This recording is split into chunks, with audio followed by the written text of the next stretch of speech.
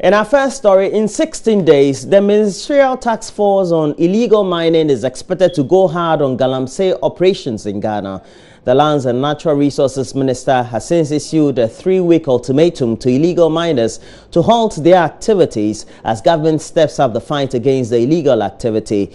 John Peter Amowu warns that all illegal miners who fail to stop the activity should be prepared to face the full rigors of the law. We'll bring you a story by Matilda Pomaga. Illegal mining has been a major national development challenge successive governments have grappled with over the years. Apart from depriving the country of its agricultural land, the practice has resulted in the pollution of major water bodies. In some cases, the illegal miners, mostly Chinese nationals, in connivance with Ghanaians, have had violent confrontations with residents of communities where the practice is rife, leading to loss of lives and destruction of properties. Some traditional rulers and opinion leaders have been linked to the practice because they appear to be providing space for the illegal miners to operate. Touching on the involvement of local influencers in the menace, the Minister for Lands and Natural Resources, John Peter Amowu, said anyone found behind illegal mining activities would face the full rigors of the law. We seek to do this because what is happening now is that there have been some Chinese and foreigners in the system that tends to provide what they call, mining services.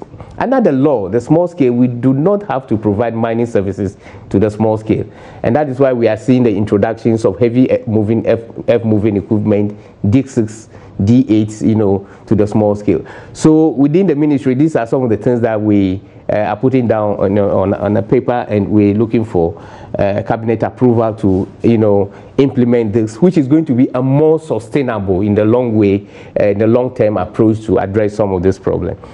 What is happening now, the pollution of the water bodies, mining in the cocoa farms and other areas, is total lawlessness. It has nothing to do with the livelihood of the people. It's lawlessness. The law says do not go and mine in the water bodies. And people are going to mine in the water bodies.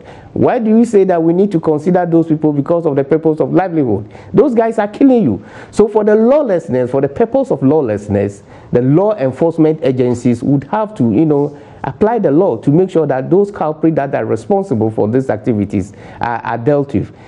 Some government officials have already warned of a total system collapse if government goes ahead to ban the activities of illegal miners. One of them is Member of Parliament for Upper Denshire West. Nsuwajan says galamsey has become the main source of livelihood for his people, and any attempt to flush them out without the provision of an alternative source of livelihood will lead to serious economic rift and an escalation of social vices among the residents. The minister proposes an alternative livelihood support program for the many youth engaged in the practice who will soon be out of jobs. Other alternative livelihood that can generate from this activity is going to include planting, and reclamation of the area. If we reclaim the area, we're going to provide a lot of job opportunities. Planting of trees can also create job opportunities. There are several small-scale miners today in this country. If you visit their mine, you'll be surprised. They are doing it correctly, in accordance with the terms and the regulations of the law. Their sites are very clean. We don't have any problem against those people who are going by the law. Those that refuse and those that do not even have permit, but on their own are doing this, these are the people that we are asking that they should stop.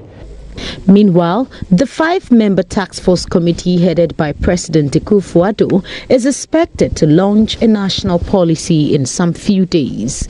Matilda Pomaga for Joy News, Accra. And in a related development, former Environment, Lands and Natural Resources Minister Alhaji Inusa Fuseni has disclosed there were attempts by a Chinese delegation to bribe him with a scholarship for his son.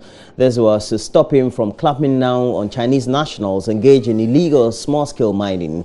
The minister said he turned down the offer with a warning to go after illegal miners ruthlessly. I think that they shouldn't over-concentrate on funding, cutting the funding source. There are many sources of funding sources. Many funding sources coming to the small-scale mining sector. It's not only from China, even Dubai. Most of the gold that they sell in Dubai comes from Ghana. And so we know that there are many sources of funding. The Ghanaians within Ghana fund small-scale mining sector. Okay. So when I was there, I didn't attempt to cut the source. I said that the first attempt was to use law and order, because if someone is defecating around your door, you don't beg that fellow to collect the feces. You compel that fellow to do that. Okay. And so let's compel them to leave the small-scale mining sector. You see, a ruthless enforcement of the law. He said that that posture has not worked first over of all, the years. sends a signal. If you want people to obey the law must be enforced ruthlessly. Okay. That promotes the efficacy of the law. I see. And two, so the first attempt was to use law and order. I agree. Stakeholders. No land in this country is barren, is free. All land have got owners. So they should engage. The owners of the land, the chiefs. I've always said that in doing the small scale mining, one day I went to a cabinet meeting, and in explaining the difficulty, I told the president that I didn't think my ministry ought to exist. Because all natural resources of the Ministry of Lands and Natural Resources are found within the districts. So the districts should be able to be given the primary responsibility. Okay. Nobody will come and fell timber without the district, somebody in the district knowing. But if perhaps for any reason they are conniving with people and doing the wrong thing, then you so if you give the district the primary responsibility of protecting the natural resources of the country, then you can hold it. That becomes a key performance KPI. Okay. And if they fail, the district chief executive will know that he has failed in the discharge of a particular KPI that the president has given him, and he can be removed from office. I see. Mr.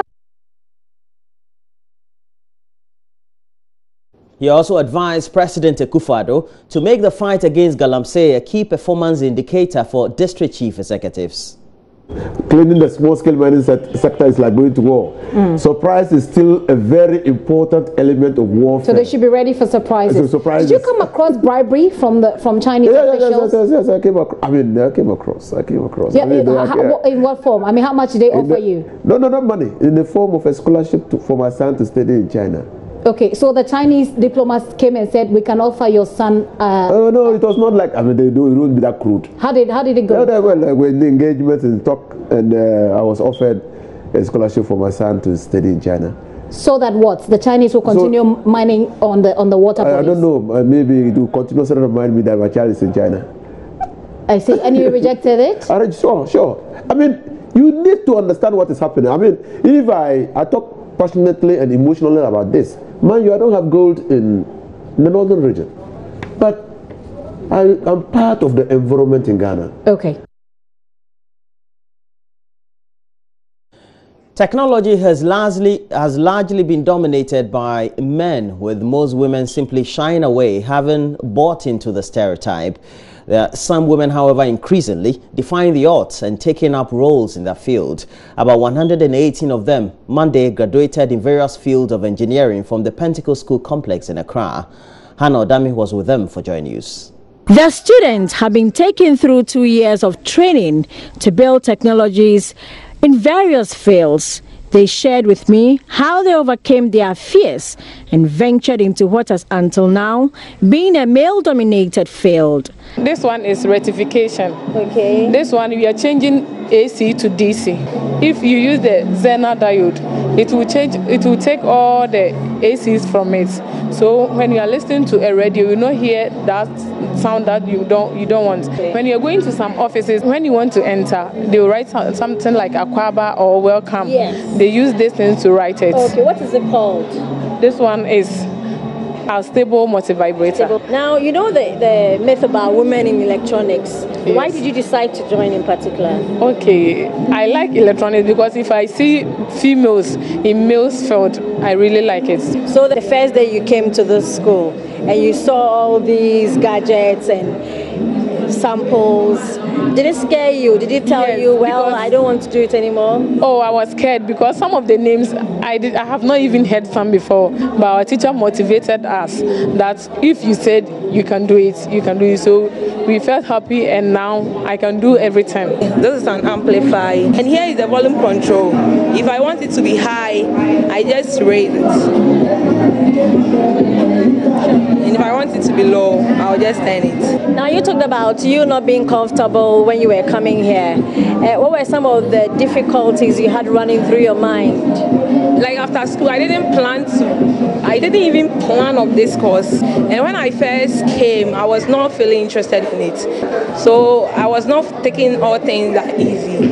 But when I came in, since I've started, I feel easy to do everything. I can build my own power supply and those kind of stuff. At an open day in the school, First Lady Rebecca Ekufuado admonished the students to use the knowledge gained to make history in electronics in Ghana. You ladies give me so much hope for the future. You have set out an exciting journey to positively affect our world. The Ghanaian government is committed to solving the challenge of unemployment and increasing the avenues for female employment and economic well-being. Dear girls from various junior high schools gathered here, I entreat you to take the opportunity presented to you today. Ask all the questions to understand the project and take a decision to be part of the girls making history in the electronics sector in Ghana and the world at large. The training was sponsored by the Korean and Germany embassies. For Joy News, my name is Hannah Odami. The Public Utilities Workers Union is urging the Ekufuado-led government to critically look at the Millennium Challenge Cooperation Compact between Ghana and the United States, stressing that the MPP government's one district, one factory policy could suffer some consequences should government give out ECG on concession as recommended in the Power Compact. Well, the union at a meeting of the Senior Staff Union of ECG Division of the Public Utilities Workers Union at Ho in the Volta region is proposing the listing of ECG on the stock market after the 5-year contract period of the MCC Compact expires, by which time he believes its challenges would have been resolved. Fred Kwame Asare has more. He emphasized that arrangements aligned in the concession will only benefit the private investor and increase the woes of Ghanaians, where power tariffs will be increased since the private investor will be interested in making profits. Mr. Idumata was optimistic ECG will witness significant transformation and be more efficient in its service delivery if government gives ECG the same support to provide. Yes, there are challenges ECG is facing. Nobody can run away from it. And we are of the view that government should put in place a firm, strong leader, give the leader specific terms of reference or key performance indicators, and allow the leader within agreed time frame to work, and let's see. Currently, there are projects which are ongoing. There are a number of interventions ECG on its own have commenced to bring about relevant transformation to improve revenue collection and to reduce the losses. A lot of these interventions are rolling, yet to see friction. And like in the middle of a game, you are just stopping and saying that the private operator should come and take over, when many of these problems are almost being addressed, so that at the end of the day, the private operator will come and take ECG in a more refurbished form, and then we begin to see changes or results, and we think that it is the doing of the private operator, which we think is not fair. As a private operator under the concession arrangement, he asserted that ECG being bedeviled with challenges was as a result of government owing the electricity distributing company huge debt, and charged the government to pay its debt to enable the power distribution company operate efficiently. What we are saying is that there are other alternatives to even bring in private sector participation, but not necessarily with this kind of concession arrangement. So it's not the issue of even the duration or the time of the concession. We have proposed, and we have seen this working in Ghana, the stock exchange option, which government itself recently said is going to list VRA and GRICO. We have said that this is one option we can use We should use the 5-year period of the MCC compact to prepare ECG and list it on the stock exchange. Ghana Commercial Bank is working. Gov't is still a state-owned company. They are doing well currently in the energy sector, the petroleum marketing companies. Gov't is the market leader in Ghana. It's still state-owned. So if these options are working, why can't we explore these alternatives? Fred Kwame Asari's report for Joy News. The chief of Kwewetibie, Berima Kwame Asante Betieni II, wants this year's paragliding festival at Kwewu cancelled for safety reasons. He believes though a major feature in the festivities for the Easter period, calling off the paragliding sessions for this year alone should not disrupt the whole season. Berima Kwame Asante Betieni II cites the deplorable nature of the road leading to the mountains as one of the reasons why he's against the event, and that some safety measures should be instituted first to avert any disaster should government insist on going ahead with the event. Maxwell Kudako has a lot more in the report. We are left with just about 11 or 12 days to the main event, that is the Kwewu Paragliding Festival. We've come here to have a look at the preparation so far by authorities or managers of the paragliding site, and then also assess the nature of the road and safety measures that have been put in place here. Driving right away from Etibie to Obianoma, one can see for him or herself that there's a very poor road network that connects Etibie to Obianoma. The road seems to be a one-way road that two cars can now ply at the same time unless authorities expand the road. You could see that there are a lot of trees that have grown on rocks, and most of the roots of these trees have been exposed to the bare sun and to the mercy of the weather, that if there's a heavy wind blow around here, the roots may be uprooted.